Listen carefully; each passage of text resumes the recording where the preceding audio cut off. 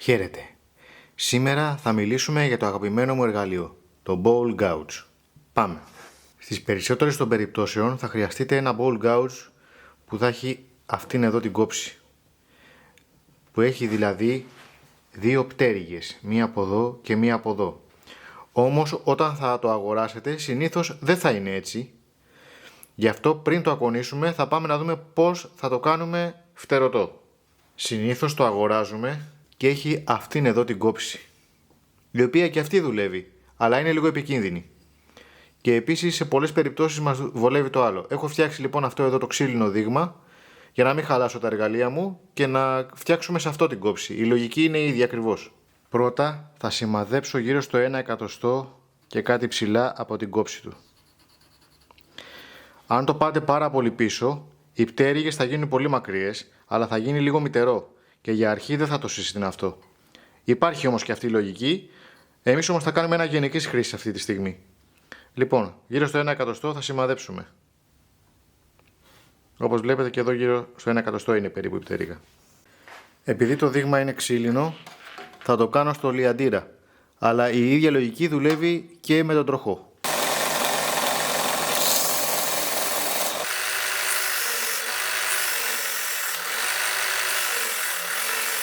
Ας πούμε κάπως έτσι. Τώρα στον τροχό με μία πλατφόρμα, αφού βρούμε τη γωνία κλείσης, θα το ακονίσουμε κατά αυτόν τον τρόπο.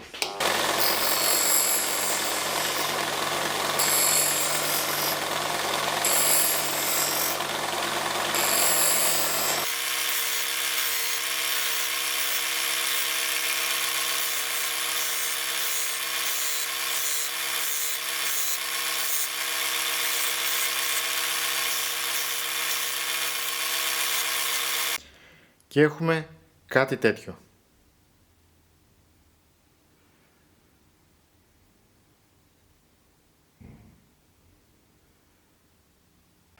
Τώρα από εδώ και πέρα η λογική του ακονίσματος είναι η ίδια. Σημαδεύουμε την κόψη μας για να βρούμε τη γωνία. Στον τροχό βάζουμε μια πλατφόρμα που μπορούμε να αλλάξουμε τη βάση, τη γωνία κλείσης, ή φτιάχνουμε μια δική μας. Προσαρμόζουμε τη γωνία και αν δούμε ότι το τρώει σε όλη την κόψη, σημαίνει ότι είναι σωστή γωνία. Και η λογική είναι η εξής. Ξεκινάω από τα πλάγια και κάνω αυτή την κίνηση. Το άλλο πλάι. Και τελευταία τη μύτη, γιατί η μύτη χαλάει πάρα πολύ εύκολα, ειδικά στον τροχό. Ξαναδείχνω. Αυτή εδώ η κίνηση είναι. Τσακ, τσακ, τσακ, τσακ, τσακ, τσακ, τσακ, τσακ, τσακ, τσακ, τσακ, τσακ. Επειδή ο τροχός είναι γρήγορος και ανεβάζει τη θερμοκρασία το εργαλείο, συχνά το βουτάω μέσα στο νερό για να το κρυώνω. Πάμε όμως να το ακονίσουμε με το Tormek. Όπως έχουμε ξαναδείξει, στο τροχιστικό μας σύστημα έχουμε 3 παραμέτρους. Τη θέση του jig, εδώ είμαστε στη θέση 6. Το πόσο το εργαλείο προεξέχει από το jig, εδώ είμαστε στο 75, και την απόσταση του tool rest από την πέτρα, εδώ είμαστε στην τρύπα α. Πάμε να δούμε τι σημαίνουν αυτές οι παράμετροι στην πράξη. Η θέση α το βάζω εδώ και πρέπει να το φτάσω σε τέτοια απόσταση έτσι ώστε και τα δύο αυτά μεταλλάκια να κινούνται.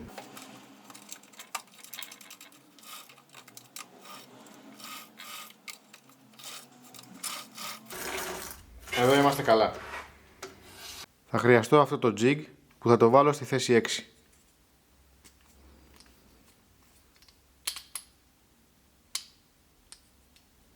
Και θέλω να προεξέχει 75.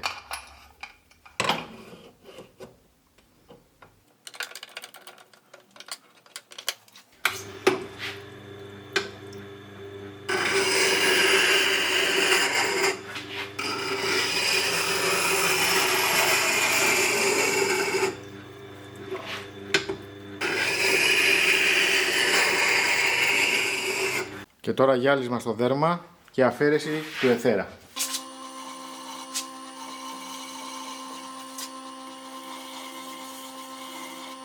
Πάμε τώρα να φτιάξουμε ένα μπολ.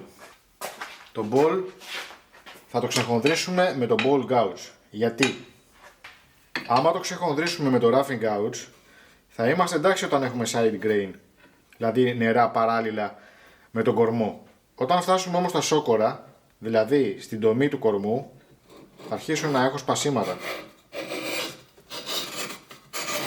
Για να δούμε.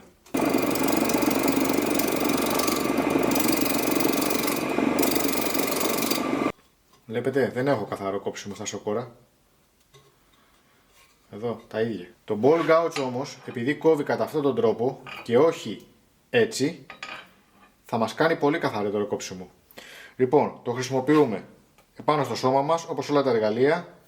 Το χέρι έτσι για να μας έχω τα ροκανίδια στο πρόσωπο και κινούμαστε με όλο το σώμα. Και αυτό δεν το δουλεύουμε τελείως κάθετα πάνω στο κομμάτι, δουλεύουμε πιο πολύ τα πλάγια του.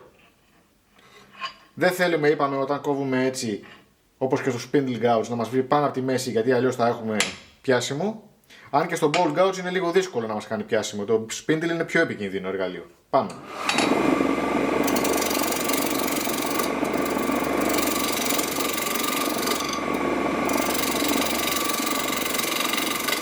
Βλέπετε, κάνει πολύ πιο καθαρό κόψιμο. Ακόμα βέβαια δεν φτάσαμε στα σόκορα, εδώ όμως ακόμα πιο καθαρό.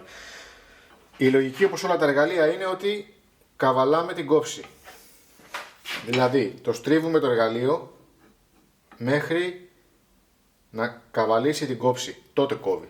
Δηλαδή, δεν κόβει, δεν κόβει, δεν κόβει. Εδώ αρχίζει και κόβει. Πάμε.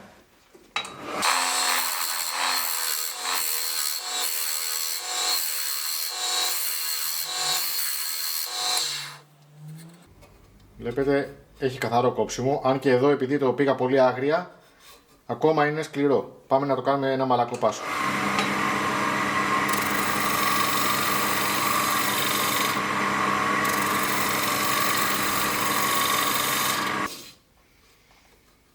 Καλύτερα τα πράγματα. Με το ball gouge μπορώ να καθαρίσω και το μπροστινό μέρος του πιάτου ή του ball.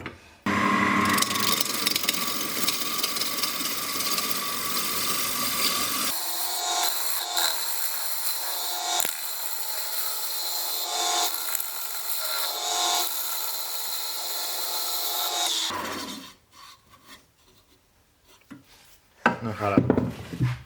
Πάμε να δώσουμε την εξωτερική καμπυλότητα στο πιατάκι μας.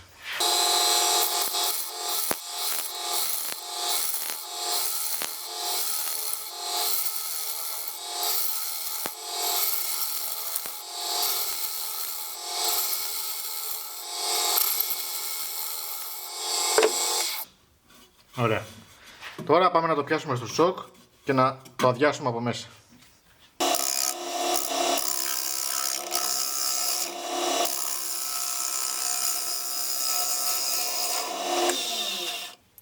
Βλέπετε, ξεκινάω από πιο ψηλά και όσο φτάνω στο κέντρο μειώνω. Κοιτάω το tool rest να είναι σε τέτοιο ύψος έτσι ώστε το εργαλείο μου να είναι περίπου στο κέντρο. Θα πάρω τώρα το μικρότερο ball gouge και θα ξεκινήσω το ξεχόντρι, το άδειασμα.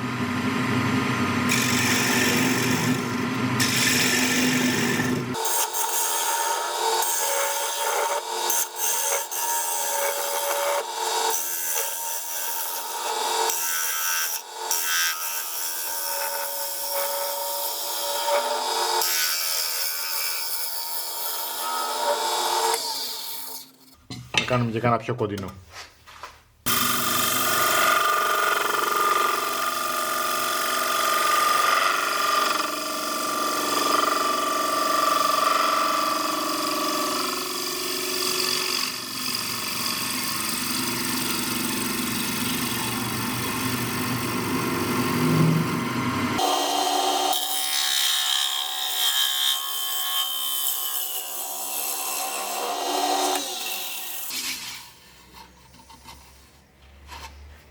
Όπως βλέπετε, επειδή είναι ένα εργαλείο που κόβει πολύ όμορφα, χωρίς πίεση, μπορεί να δουλέψει και σε πολύ λεπτά κομμάτια.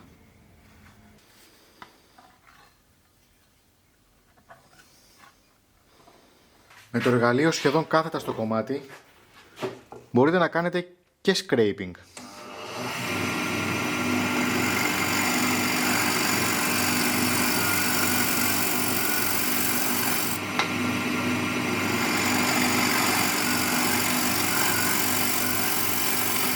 Λίγο προσοχή όταν έχουμε βαθιά κομμάτια, να προσέχουμε να ακολουθούμε πάντα την κόψη του εργαλείου.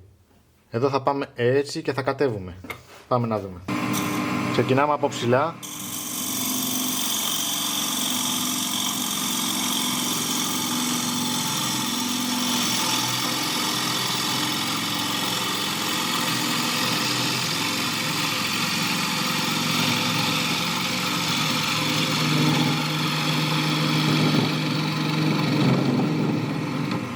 Και κατεβαίνουμε.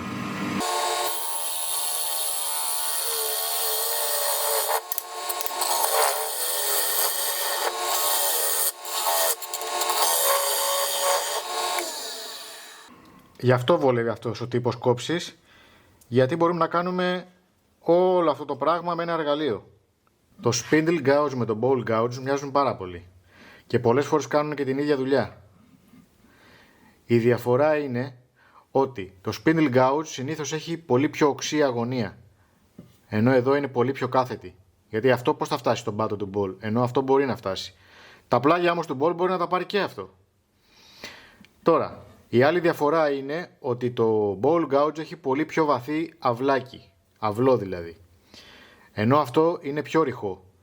Αυτό δεν είμαι σίγουρος γιατί συμβαίνει, πιστεύω ότι είναι γιατί το βαθύ αυλάκι βοηθάει στο να βγουν πιο εύκολα τα ροκανίδια μέσα από το bowl, επειδή είναι βαθύ. Πάμε να δούμε όμως και μερικές δουλειές που κάνει το bowl gouge σαν spindle gouge. Λοιπόν, εδώ έχουμε σόκορο. Αν πάμε να το καθαρίσουμε με ένα scraper, θα γίνει χάλια. Θα το καθαρίσουμε ή με το spindle gouge ή με το bowl gouge. Μπορούμε να το κάνουμε και με τα δύο. Πάμε λοιπόν να το δούμε με το bowl gouge.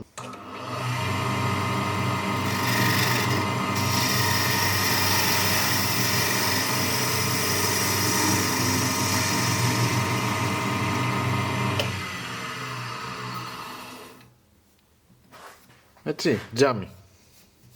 Τώρα το bowl gouge μπορεί να κάνει άνετα και δουλειά spindle. Θα δούμε όμως ποια είναι η διαφορά του. Λοιπόν, πάμε να δούμε.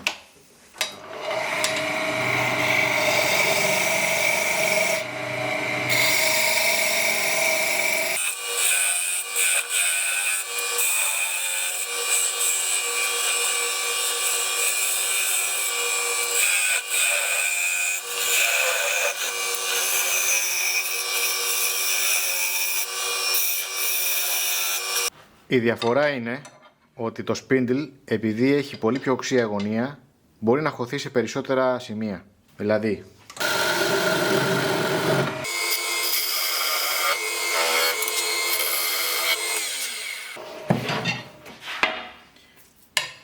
καταλαβαίνετε ότι είναι αδύνατο να χωθεί εδώ μέσα ένα bowl gouge. Είναι αδύνατο.